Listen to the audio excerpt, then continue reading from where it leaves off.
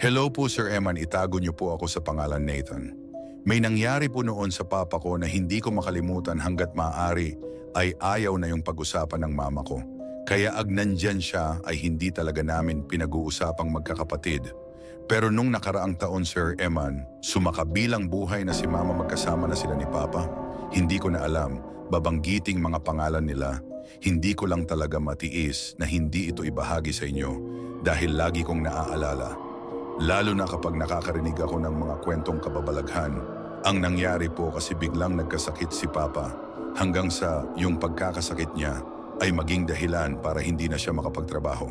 Parang naparalisa ang katawan niya, naging baldado, tapos wala namang doktor na nakapagpagaling sa kanya. Kaya nilapit siya ni Mama sa isang albularyo. Yun albularyong nilapitan ni Mama ay nirekomenda lang sa kanya ng isang kakilala. Pero Sir Eman, sa halip na gumaling si Papa kada, panggagamot sa kanya nung albularyo na yon, ay lalo pa siyang lumalala. Nadadagdagan pa yung mga bukol niya sa katawan na may lumalabas na mga nana. Pinakamarami sa isang maselang bahagi ng katawan niya. Kaya hinihiling na ni Papa noon na sana na mawala na siya ng tuluyan para hindi na siya mahirapan. Bago ang pangyayaring yon, may nakarating na balita kay Mama na nakabuntis daw si Papa ng ibang babae. Bata pa kalahati ng edad nila. Iyak nang iyak si Mama pero hindi namin nakilala yung babae at hindi rin naman inamin ni Papa. Hanggang isang araw, pauwi na kami ni Mama galing palengke. Nakasalubong namin ang isa sa mga kapitbahay namin. Meron siyang sinabi kay Mama. Nadiskubre niya raw na ang albularyo daw na gumagamot kay Papa ay ang mismong tatay ng babaeng nabuntis ni Papa. Noon hindi nga lang kilala ni Papa, kaya wala siyang kaalam-alam. Nagmamadali kaming umuwi ni Mama. Nadatnan pa namin na ginagamot ng albularyo, si Papa pinatigil yun ni Mama at pinaalis niya ang albularyo. Habang paalis na, yung albularyo ay nag-iwan ito ng salita na, "Okay na, naiganti na niya yung anak niya." Kinilabutan kaming lahat. Nagwala talaga si Mama noon. Halos ipagtulakan niya yung matanda.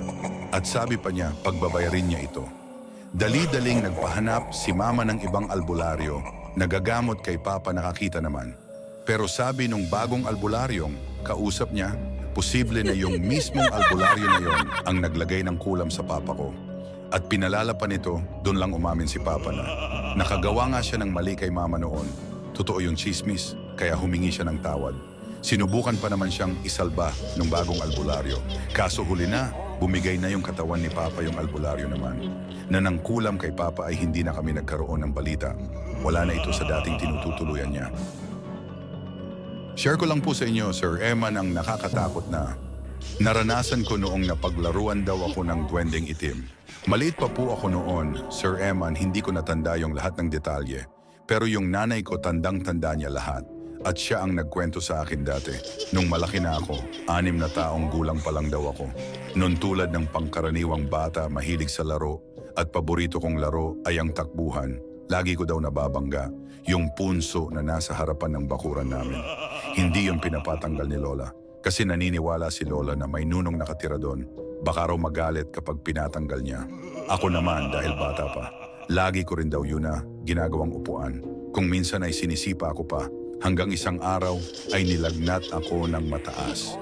Agad daw akong dinala ni nanay sa center para makahingi rin ng libreng gamot. Mahirap kasi ang buhay namin noon pero hindi ako gumaling, sir. Eman, mahigit 1 linggo akong nilalagnat at talagang hindi gumagaling. Kaya napilitan sila nanay na isugod na ako sa ospital. Kaso hindi pa rin ako gumaling si Lola na ang nagpasya, dadalhin ako sa albularyong kilala niya. Sabi ng albularyo, na paglalaruan daw ako ng duwending itim.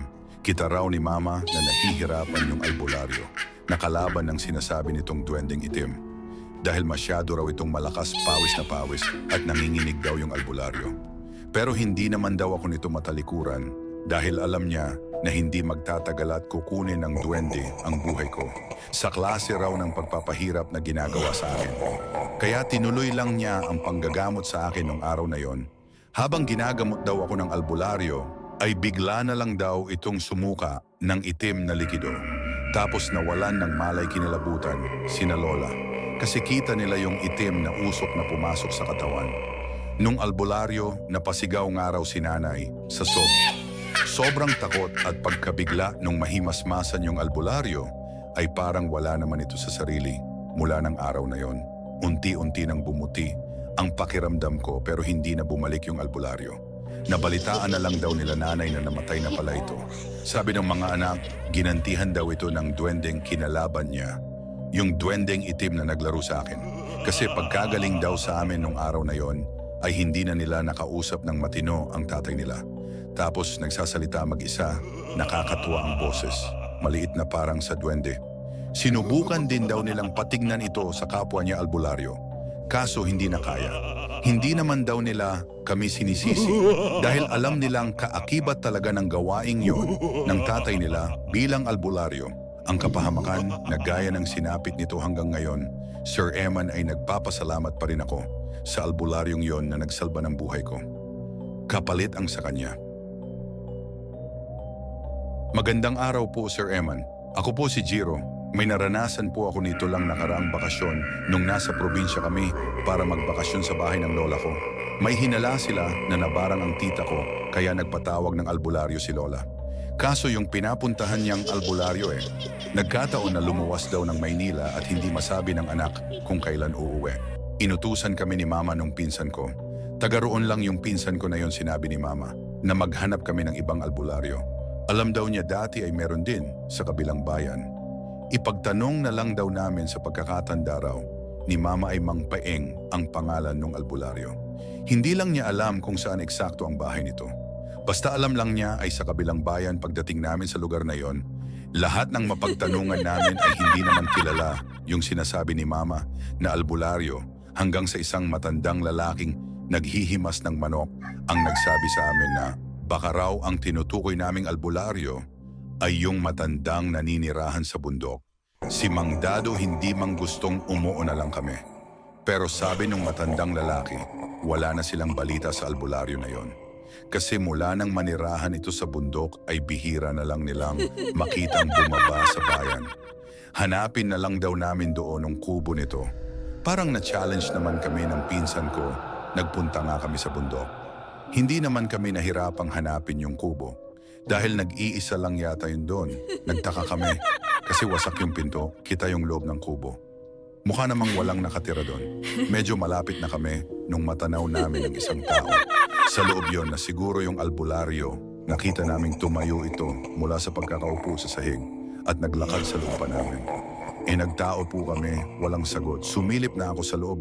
Hindi ko nakita yung albularyo. Kaya nagtaka ako, wala naman akong nakitang silid sa loob. Dahil nakabukas naman yung sirang pinto, kaya pumasok na ako ng tuluyan. Kahit pinipigilan ako ng pinsan ko, pagpasok ko, may naramdaman akong kakaiba. Nagpalingalinga ako sa loob, pero kahit saang sulok ako tumingin, ay wala talaga roon ang tao. Nakakakita lang namin doon kanina na pamura ako. Kaya pumasok na rin sa loob ang pinsan ko. Tinanong ko pa siya ulit kung nakita rin ba niya ang tao. Kanina sa loob tumango siya, kaya nakasiguro ako na hindi yun guni-guni dahil pareho naming nakita. Wala naman ibang daanan doon para makalabas agad ito. Sa takot na baka multo na lang ng albularyo, ong nakita namin na baka patay na pala ito, ay nagunahan kami ng pinsan ko sa pagkaripas ng takbo. Palayo roon may nasalubong kaming mga lalaki. Doon kinuwento namin yung nakita namin, nagtinginan sila at sabi nila wala naman daw kubo sa lugar na tinuturo namin. Siyempre, hindi kami naniwala kasi nga, kitang-kita namin pinasok pa namin. Sinamahan kami ng mga lalaki sa lugar na tinutukoy namin at Sir Eman nangilabot na lang kami kasi bakanting lote lang ang lugar na yon. Walang bakas ng kubo o kahit anong palatandaan na may nakatirik sa lugar na yun